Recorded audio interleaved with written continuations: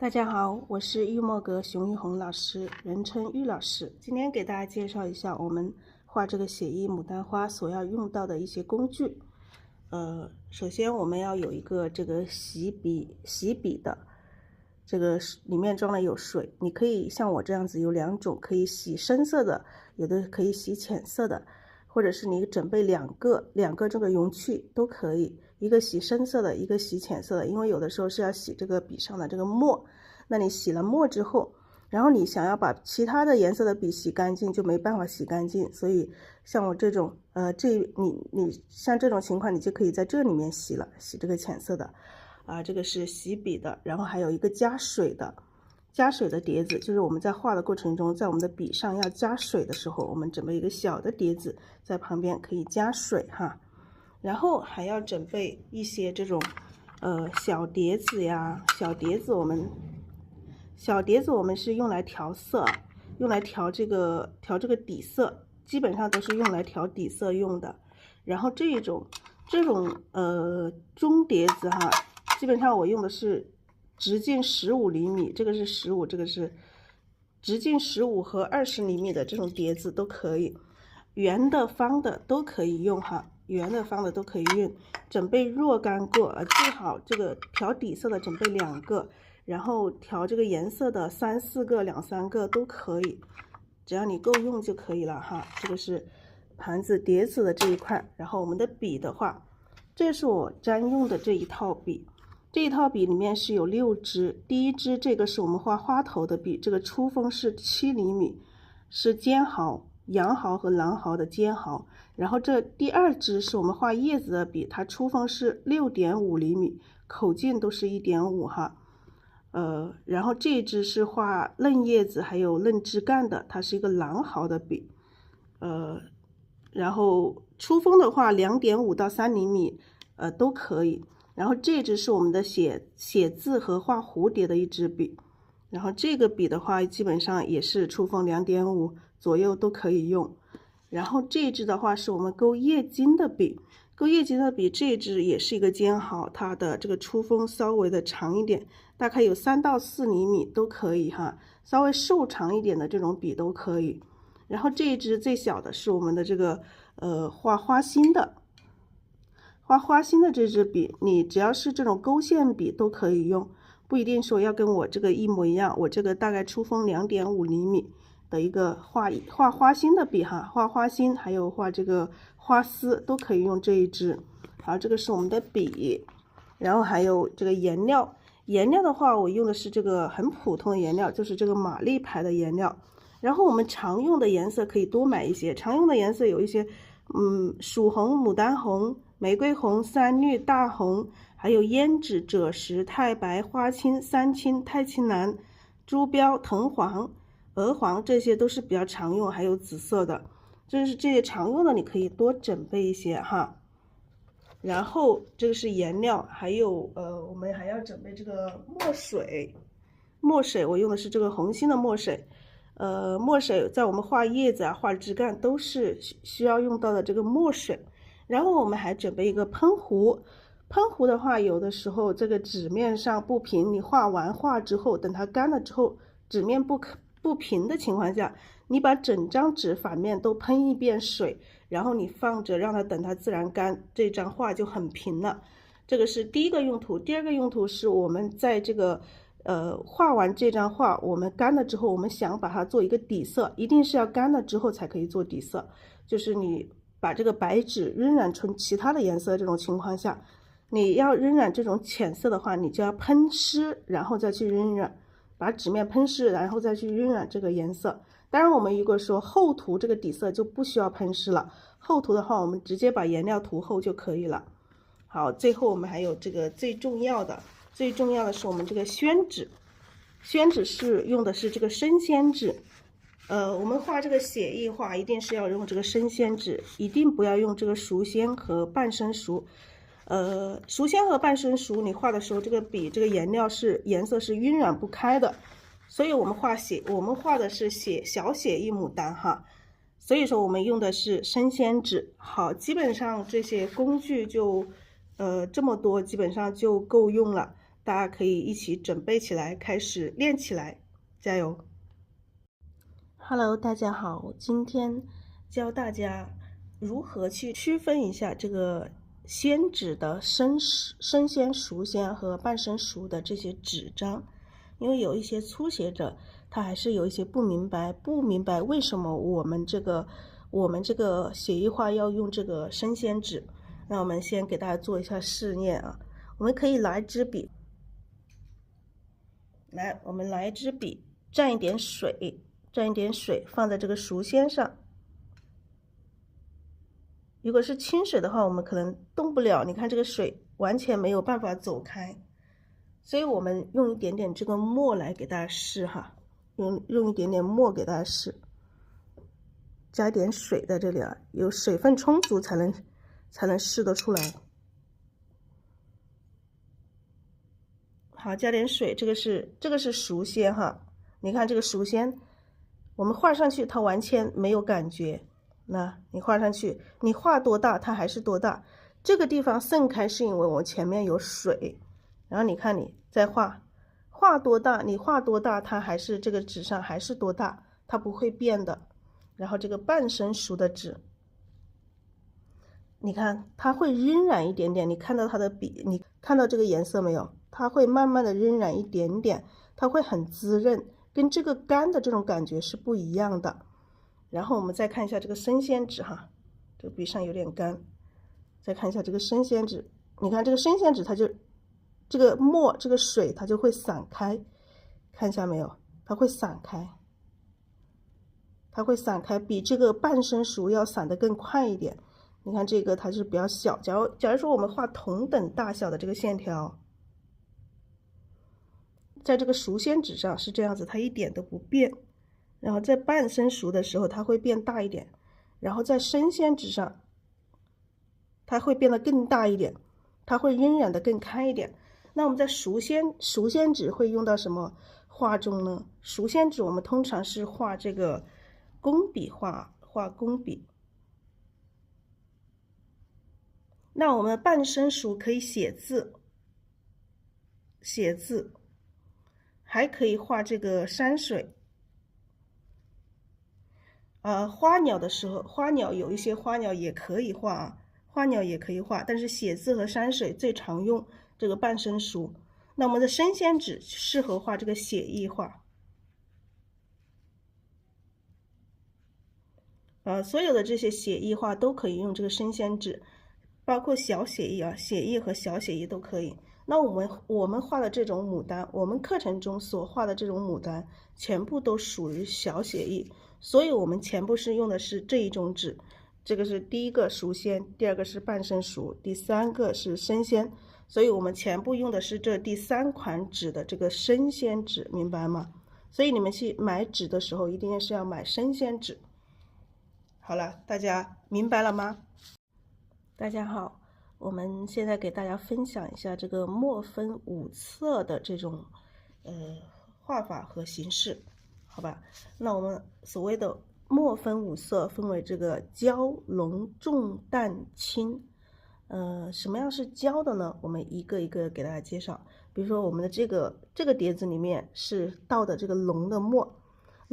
倒出来之后，我们通常要放一下，它才会更加焦，让它的水分稍微蒸发一下，它才会更焦哈。那我这个里面已经放了2-3个小时了。放几个小时都可以。那这个焦的墨，你直接去蘸这个焦墨是怎么样的一个状态？我们来试一下焦的墨。焦的墨它是没有水分比较少，所以它画出来的这种感觉，它是有这种枯笔的这种感觉。这个是焦墨哈，它很焦很干的。然后浓墨呢，我们再加一点水，在这个焦墨的基础上把焦墨弄过来，加一点水哈。比如说我们加一点水，加一丁点水进来，加一丁点水的情况下，把它调和一下，加一丁点水调和一下，然后我们试一下这个浓的墨。好，这个浓的墨就很黑，也是很浓，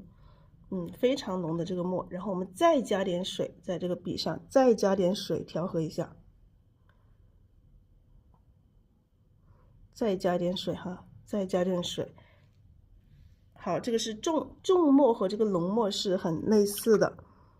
淡的。好，我们再来一笔，再加一点水哈，再加一点水，变淡一点点。好，这个稍微淡一点点，然后我们再洗一下，再洗一点，再洗一下笔。我们基本上这个轻的话，用洗笔水去画就可以了。基本上用洗笔水画就可以了。这个轻的话就是更加淡一点哈。这个就是焦浓重淡轻。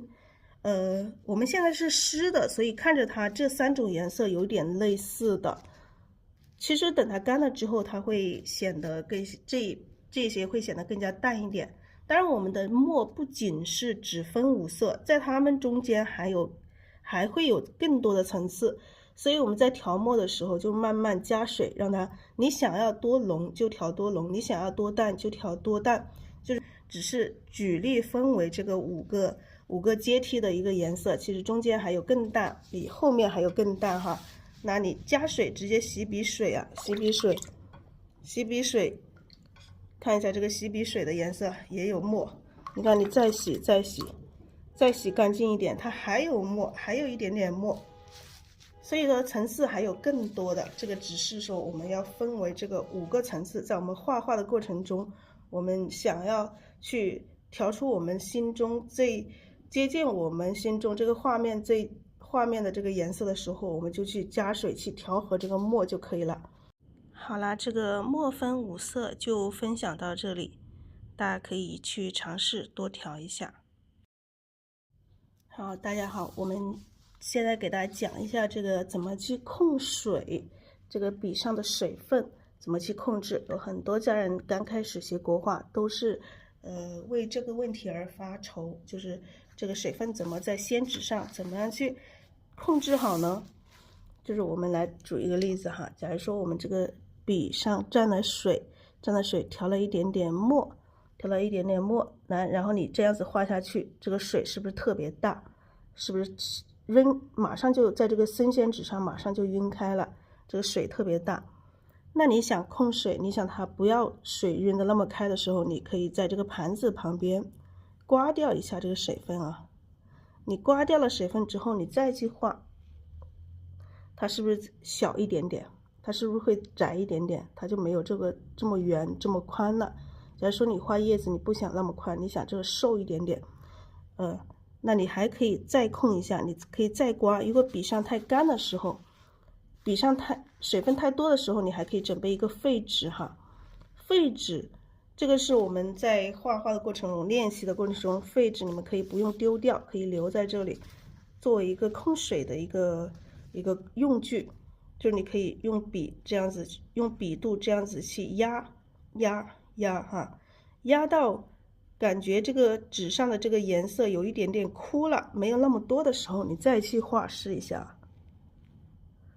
再去画的试一下，这个它更加没有水分晕的没那么开了。所以这个控水就是我们怎么去把笔肚里面的水分控制好，而不是说你有什么奇妙的办法可以去控水，就是这么简单的方法，就是这样就可以控水。然后你觉得还不够，你还可以再沾一下，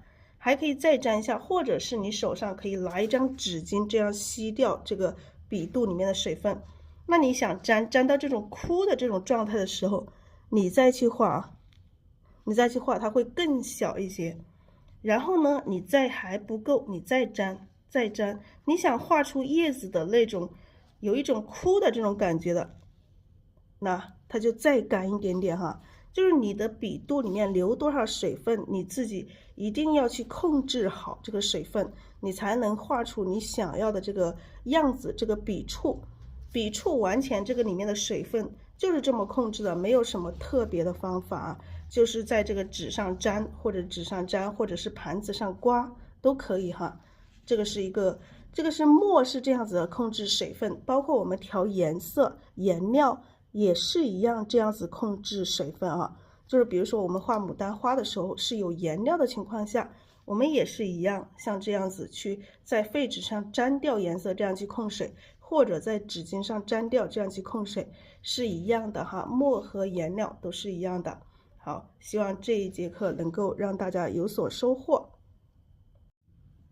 大家好，我们今天给大家讲一下这个调色，怎么样调出这个笔上的一个渐变的颜色。因为我们很多牡丹花都是要调出它的渐变的颜色，这样子它的颜色会更加丰富多彩，这个花才会更加灵动好看。首先给大家讲一下这个单色的渐变。比如说我现在这个盘子里有三个颜色，我现在用单色的就用到这一个曙红。那我们的笔肚里面是我们刚开始调的时候，我们是每一次调色，我们的笔是要在这个洗水笔里面去把它洗干净，再刮掉笔上多余的水分啊。刮到什么样的程度，就刮掉这个水分是这样子甩也甩不出来，但是笔肚里面也不会太干，它是有一定的水分的。然后我们去调色，在这个笔尖上慢慢去调色，笔尖上调色，调完之后我们去调完笔尖的颜色的时候，然后你再去在个纸面上去点一下哈，去点一下它这个颜色是不是由深到浅的这种渐变。因为这个笔肚里面有水分，你在笔尖上调色的时候，它的这个颜色它会从这个跟这个水分中间会跟这个水分融合，所以它中间这个颜色会慢慢上来一点点，所以你画出来的颜色就是由深到浅的这种渐变。那还有这个是由深到浅，我们再调一个由浅到深。那我们把颜色调多一点哈，调多一点到笔肚上来，调多一点到笔肚上来。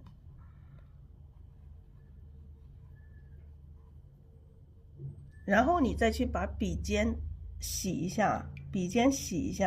洗一下，你同时也要刮掉笔上多余的水分啊，也是一样要刮掉多余的水分，然后你再去点。这一笔调的不是很完美哈，来，我们再洗一下，多余的水分如果不好刮，你可以拿一张纸去吸掉哈，把笔尖洗干净啊，这支笔我用的是比较大。那这样子你画出来就是由浅到深的这种渐变。那如果我们画多种颜色的渐变呢，那我们还是一样，先把这个笔洗干净哈，刮掉笔上多余的水分。然后我们先调这个藤黄，那我们通常调几个颜色的由深到浅，通常是由浅到深。那这个三个颜色它是这个色调上是由浅到深，这个先调这个鹅黄。我们把鹅黄可以先调一层到笔肚上去，你可以调到整个笔肚里面去啊，可以整个笔肚里面都调到。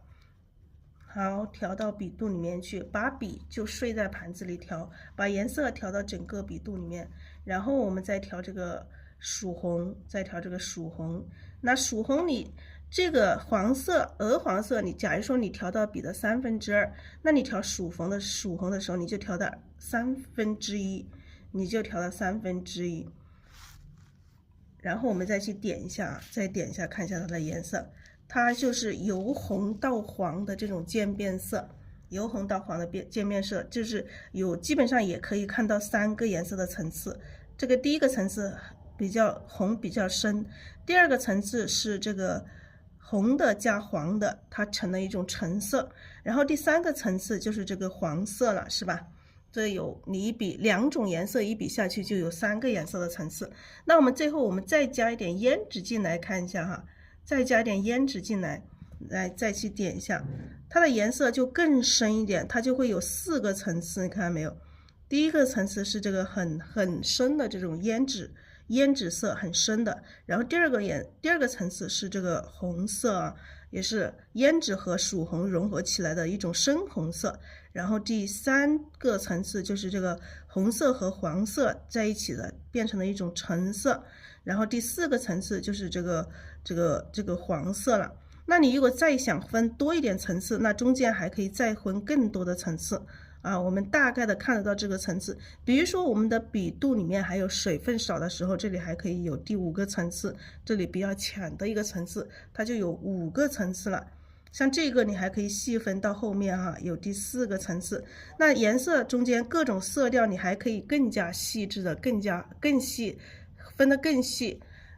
这个就是我们的调渐变颜色的一个方法。我们在接着后面的课程里面有很多种这种调色的方法，每一节课里面也会仔细的去讲解，大家先开始就先了解一下，好不好？好，那希望这一节课也对大家有所收获，大家一起加油。大家好，我们这节课给大家讲一下国画中基本的几种颜色的一个调色和配色的一个方法，是比较常用的几个颜色，当然还有更多的颜色都可以去搭配的。那我们就先来给大家示范一下这几种颜色的调色的配比会变成一个什么颜色。比如说我们这里的花青加藤黄，好，这里是花青，花青加上这个藤黄，我们把花青和藤黄一起调和，来，两种颜色一起调和。花青加藤黄，它会变成一个芝绿色哈，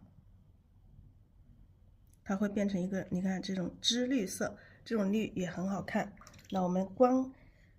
把这种颜色拿出来看一下是什么颜色，我们只把这个颜色拿出来，它是一个，这个花青是这样子的，然后我们的藤黄，看一下藤黄哈，藤黄是这种颜色，那它这种两种颜色加起来，就等于这种绿色。那我们第二个我们还是用这个花青色，还是用这个花青色，笔上要洗干净啊，还是用一点花青，然后我们再用一点这个胭脂色，胭脂色它属于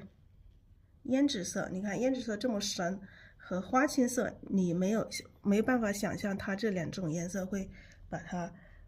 碰撞出怎样的一个颜色。你看这个花青和胭脂色调在一起，它会变成什么颜色呢？花青和胭脂调在一起，它变成了一个紫色。这个紫色是比较深，我们也可以调浅一点啊。调浅一点，你们就把这个花青稍微的少一点点，它这个紫色就稍微浅一点点哈。花青和胭脂会变成一个紫色。然后还有我们看一下，接下来我们用这个曙红色，先看一下曙红色是什么样的颜色啊？这个是曙红，然后我们再调这个藤黄，看一下这个藤黄，然后看一下曙红和藤黄能变成一个什么颜色？曙红和藤黄它会变成一个橙色哈，会变成一个橙色，也是很好看，变出来调和出来的颜色特别美。本身颜料里面是有这种颜色，但是用调和出来的颜色会更加饱满，色调会更加鲜亮，更加好看。所以经常我们在画国画的时候都会用这个调和的颜色去画，就我们不需要说要很多的颜色，所有的颜色都要。好，我们接下来用这个赭石色调一点赭石，好，赭石色还弄一点点淡墨哈，这里有一点点淡墨，在墨盘里面加一点点淡墨进来哈，加点淡墨，用这个赭石加一点淡墨调和，在旁边这里加一点点淡墨进来哈，加一点点墨进来，调和，看一下它变成一种这种褐色。这个褐色的话，它也有一点像焦茶色，跟焦茶色也是很接近的。然后我们再看一下，接下来我们用这个藤黄，还是一样的藤黄加赭石，来一点赭石。好，我们看一下藤黄加赭石会变成一个什么样的颜色？藤黄和赭石它会变成一个土黄色。我们可以，你藤黄多一点，这个土黄就更艳一点；藤黄少一点，这个土黄会更深一点。就是你在你画画的过程中，根据你自己的需要去调哈。你看你的色调都可以按照你配比的多少去决定。你看它还可以更浅哈，更浅，慢慢浅，包括这些颜色都是一样，看你调多少，它的这个色调都会有不同。好，这一节课这个调色。几种调色的方法就介绍到这里，希望对大家有所帮助。大家一起加油！